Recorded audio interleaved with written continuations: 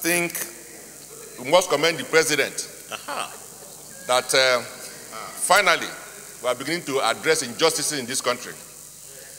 Our prayer is that this must be sustained. We must address the injustices all over the country. Those who are complaining about environmental degradation, marginalization,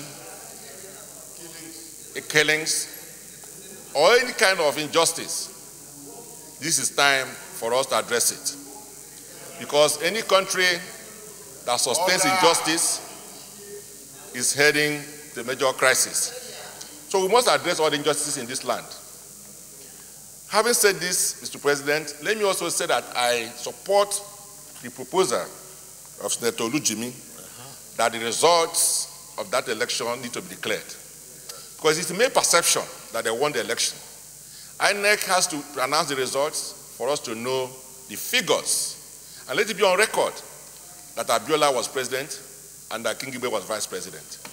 It is good for us to have that record.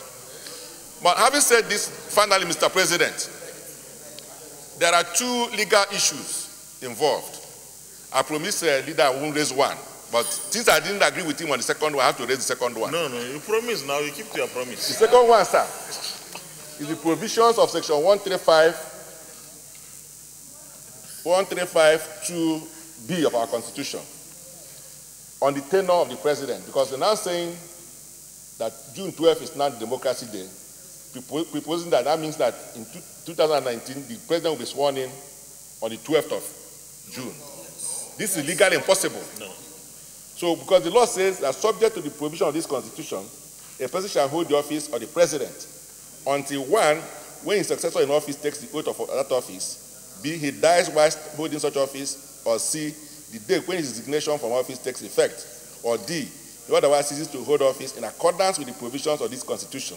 Then 2 says, subject to the provisions of subsection 1 of this section, the president shall vacate his office at the expiration of a period of 4 years, commencing from that date, when A, in the case of a person first elected as president under this Constitution, he took the oath of allegiance and oath of office. And the critical section, any other person, the person last elected to that office under this Constitution, took the oath of allegiance and oath of office, or would, but for his death, have taken such oaths.